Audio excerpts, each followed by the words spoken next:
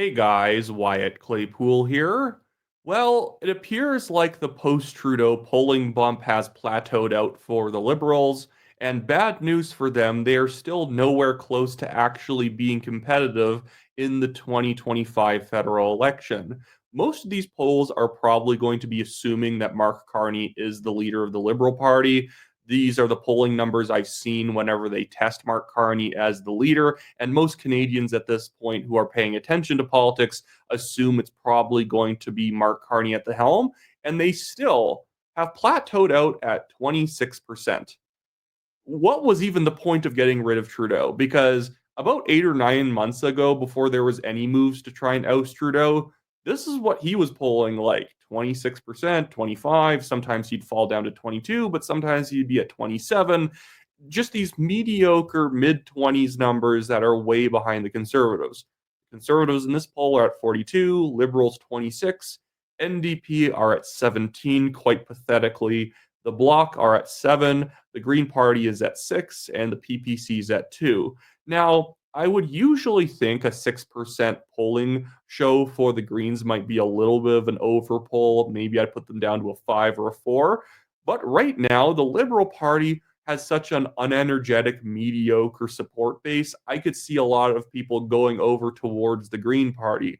And the NDP, my goodness, how insane is it that while their biggest left wing competition, the Liberals, are bleeding out support, like 13% of it, they cannot capture any of it themselves. In fact, if you see in this poll, the NDP in this poll are down 1% on their 2021 results, which probably means they're only going to get 15% of the vote because the NDP has a tendency to severely overshow in the polls and then they do worse on election day. So in the 2021 election, they would have polls showing them at 23%, 22, 21. They were at the low 20s. It looked really good for the NDP. But then, like, pretty much every NDP showing outside of 2011, the NDP got 18% of the vote because their members are more likely to pick up the phone and take a poll, but that doesn't mean there's a lot of them. That was the same thing for the PPC in 2021, that their people are the most likely to answer a poll. So that's why in polls like Ecos and Leger, they're getting 7%, 8%, 10%, 12%, and then they show up with 5 because the actual support really wasn't there. Their campaigns tend to be pretty incompetent, NDP campaigns as well. If the NDP really cares about a riding, they could be good campaigners. But most ridings, they don't try that hard, and they end up dropping ridings that they probably could be competitive in because outside of maintaining their safe areas, they don't go anywhere else. But this number, again, that's after all the effort to get rid of Trudeau, and they're at 26%. They are 16% behind the Conservatives. The Liberals need to be in about 7 to 8 points of the Conservatives if they want to hold the Conservatives down to a minority government. If they want to win, they probably have to be about even with the Conservatives for a minority. And to get a majority, they'd have to be about 5 or 6 points ahead. And that's not happening. I don't even think they can hold the Conservatives down to a minority government if they play their cards right. And I'm being realistic about what I mean when I say play their cards right, because there's only so good you're going to play your cards with Mark Carney at the helm. It's crazy that this guy is actually like the best leadership prospect by the polling for the Liberal Party. If they have Karina Gould or Chrystia Freeland in place as the leader, they would actually be doing worse, which makes me think, which Mark Carney are people watching? I'm a conservative. I don't like Chrystia Freeland. I don't like Karina Gould. I don't like Carney. I don't like any of these people running. At the same time, I would say that Carney seems like one of the worst choices. He's boring. He's Michael Ignatieff like. He's just somebody who thinks he's better than you. He exudes that. It oozes out of him that he's better than you, smarter than you. He could run your business and family budget better than you could. But outside of that, there's not like a fun energy to him. He's not a character. He's like watching a calculator that doesn't work operate. It's just frustrating, annoying, and very boring. But here is the overall approval rating for seeing Justin Trudeau step down as leader, or actually, no, favorability. Oh, yeah, this one is insane. Trudeau's favorability among likely Liberal leadership voters. His favorability is still at a 61%, unfavorability 27, and neutral are 13. What? Thank you for Alex Kohut for actually doing a poll on this. He got 675 leadership voters to answer this. How is that possible? And remember that many liberal leadership voters are, in fact, conservatives who signed up just to troll them. So maybe those are all the people saying unfavorable. But my goodness, how are 61% of people still thinking that Trudeau is doing a good job? If you did a poll of Aaron O'Toole's approval rating among conservatives, they'd be honest with you. He would be underwater severely. But proves to me that the Liberals and the Liberal members, all of the Liberals, not just elected officials, but unelected supporters, they haven't learned anything yet. They haven't learned their lesson, and they are going to just face swap their leaders, but not their ideology.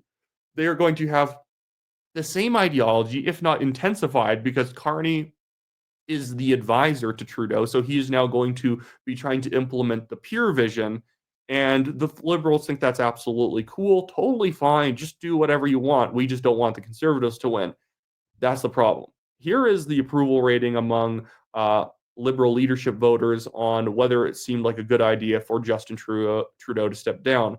The question here is, did Trudeau make the right decision when he decided to resign as prime minister, or should he have stayed on? Right decision, 73%. Should have stayed on, 27%. So this doesn't make sense to me. Either I think that Liberals are suffering from cognitive dissonance, or they're lying. Why do you think? How does he have a 61% approval rating, but 73% of people think it was the right decision for him to step down? So was he doing a good job, or was he doing a bad job?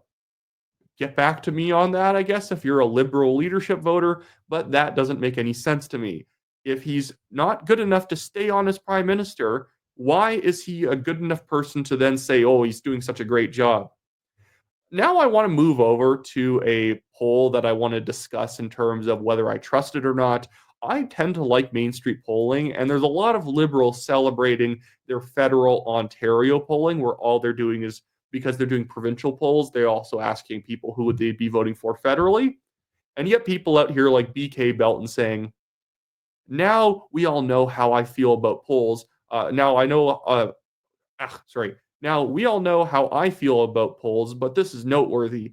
Canada MSM remains mum. So she hates polls, but she likes this poll because it shows the Liberals ahead of the Conservatives. Now, what this is like I said, it's a federal poll done by Main Street Research while they're doing Ontario provincial polling, and it's only Ontario. And over the past few days, they've been showing the Liberals ahead of the Conservatives in provincial polling, and the NDP all the way down at 9%, which is already a hint for why I don't personally trust this poll. I trust polling in general, but the results have to make sense. The NDP are not a 9% party in Ontario. They have seats in Ontario. They're competitive in Toronto. They're competitive in Northern Ontario. They have some areas where they definitely can hold things down. They're not 9%. What this is reflective of to me is that the type of person who is willing to take a provincial poll about Ontario politics is more likely to be Liberal. Because there's not actually that many real Conservatives, especially in the last election, who engage in provincial politics. Because Doug Ford's not Conservative. And then who are your other options, really? It's the Liberals or the NDP and the Greens. I'd recommend, if you live in Ontario, please vote for the New Blue Party of Ontario. In fact, if you don't have a candidate in your riding, please run for them. But the thing is that what this is striking me as is when you ask people multiple questions about a provincial election, all the real Conservatives who just hate the election, they hate Ford, they hate Crombie, they hate Stiles, they're sitting it out. And especially a lot of NDP voters are also very unenthusiastic about their choices. They don't like Stiles. And so this is why I'm seeing a poll where a lot of Liberals are voting, but not a lot of Conservatives and NDP, compared to other polls that even Main Street has done. Before they started doing their daily tracking poll that showed the Conservatives behind the Liberals, their federal poll they did 10 days before showed in Ontario, the Conservatives were like 12 points ahead. They were significantly ahead in Ontario. They were close to 50%. And what that tells me, because they had the same sample size, it was like 950 people, both in the pure federal version as well as the provincial version. Again, it's saying to me that Ford's coalition is very liberal. So the people who are more likely to answer poll are liberal and less likely to be conservative or NDP. No way the NDP is only getting 9% in a federal poll in Ontario. I don't like the NDP, but I can be realistic about what their chances are. Now, I just want to jump over to one other poll. It was a little bit more friendly to the Liberals. Actually, I want to talk about this first. It's quite funny. I'm not going to be able to fit this in anywhere else. So, somebody to troll me signed me up to the Liberal email list, even though I'm not a Liberal member. I've never signed up for a Liberal membership. It appears that they didn't sign me up for one either. They just put me on their email list. Um, I'm reading some of these Liberal emails, and they're crap. They're garbage. I don't know who's on their comms teams, but it demonstrates why nobody likes the Liberals. They talk to people like they're five. They say things that they have never earned the right to say. So this is an email I had gotten from Karina Gould. Now, we're not going to read through much of the email. I just need to talk about the starting a little bit.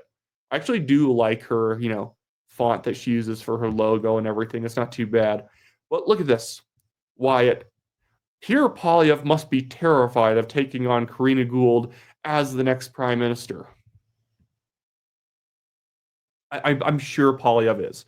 He is shaking in his boots about Karina Gould. Not scared of Carney, not scared of Freelands. Let's be clear, he's not scared of any of them. But if he's scared of one of them, Karina Gould's team knows it's her. No, the school marm Karen Karina Gould is not scary to Pierre Poilievre. Here's a Quebec poll that's asking people, it's from Leger, asking people how they'd be voting if different people were a leader. And this is specifically just Quebec. And again, this one demonstrates to me that there is a sort of anti conservatism among Quebec voters that shows that 38% of Quebec voters would vote Liberal if Carney was leader. This is also why I'm thinking that the Liberals are suffering from a lot of hubris. Every once in a while, a poll comes out that shows that they do so well with Carney in charge. 38% is better than Trudeau did in 2015 in Quebec. So I'm heavily doubting that that would actually happen, that Carney, the man with pretty meh French, is going to do better than Trudeau. In fact, I think it's the format of the question that sucks because it's saying, would you vote Liberal if this person was leader? It's not saying, let's say Carney's the Liberal, the leader, the leader of the Liberal Party. Who are you going to vote for? And then people can choose Bloc, NDP, Liberal, Conservative, all the other choices, NDP, PPC, Green. It's just saying, would you vote Liberal if this person's in charge? And it's kind of a bit of a skewed question. But this is, again, another situation where I think the Liberals are tricking themselves with not bad polling questions, but polling questions that need context and thinking that they're going to be able to bag the whole crowd if they do it right. It's just not, that's not what you're going to actually see, in my opinion. Here's one more poll that demonstrates again a Liberal polling bump, and it's better than the Nanos one. Ipsos shows the Liberal Party of Canada at 28%, the Conservatives at 41%, and the NDP at 16%. Bloc also at 9%. The problem here for the Liberals is that although they're doing better than the 26% in Nanos and the Conservatives are down one more point, again, not only are they still losing by 13%, and this would mean a Conservative majority, but look at this. They're also grabbing a lot of their vote from the NDP. Getting more votes from the NDP could win the Liberals a sizable bump of extra seats. The problem is there's not that many seats that the NDP owns. Yes, in certain ridings, they might be able to grab up enough NDP polls that they push themselves above the Conservatives. But this is the thing about the Conservatives and the NDP. It tends to be outside of Western Canada where they're Conservative versus NDP ridings. The thing is that most ridings that the NDP owns are more the next best party was the Liberals anyways. And where the Conservatives are ahead, it's not a riding where like Liberal plus NDP is going to put them over the top. Eating into the NDP's vote is going to make you do better in Toronto. It's going to make you do better in Montreal and Vancouver. But outside of those three major centers, it doesn't matter. If you've ever seen NDP polling in the Maritimes, it's pathetic. They don't win any seats in the Maritimes.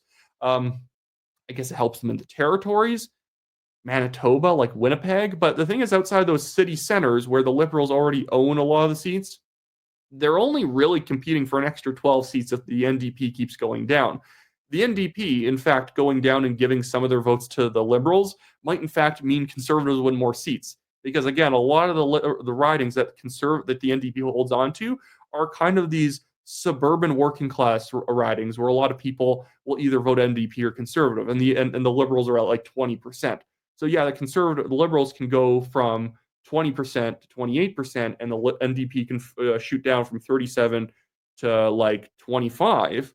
But that just means the Conservatives obviously going to win that riding. So that's the problem that the Liberals are in. Unless they're significantly digging into conservative support here, the dream's not happening for them. They're not going to be able to overcome the lead unless they can win conservative votes. I'm a conservative. I don't want them to win. And I'm not saying this because I just want it to be true, but it's going to be much more difficult for the Liberals to win conservative seats or conservative support than it is other lefty parties where it doesn't really benefit them that much. Because again, it's just that the Conservatives are a pretty trusted brand at this point. People genuinely like Poilievre. And so if people have settled on conservative and they've been saying conservative for more than a year now, they're not going to suddenly say, Carney, oh, I love that guy. He bores me to death, and so I'm going to go vote for him. But anyways, that should be it for me today, guys. Remember, if you like this video, well, I guess very redundant. If you enjoyed watching this video, like the video, subscribe to the channel. I'm trying to get to 100,000 subscribers by mid-December, and leave a comment. What do you think about the current polling? I'll be back probably in my next video talking about Ontario. Doug Ford actually is in significant trouble. He got caught on a hot mic saying he would have 100% voted for Trump, which is obviously not true. He's a massive progressive and has partially endorsed Tim Walz as Kamala Harris's vice presidential candidate. And now the trade war is done. The point of the election is completely moot. It actually could get interesting in Ontario, even though in a previous video, when we assumed that a tariff war might happen, it looked like it was going to be a clean sweep for Ford. No longer. And a polling company finally included the new Blue Party, which I'm very happy with. And so make sure you stay tuned for that. And then I also have some other stuff I wanted to cover. It might have been something else to do with polling. I'm a polling junkie. I like talking about polling. But anyways, until then, see you guys next time. Thanks for watching the channel.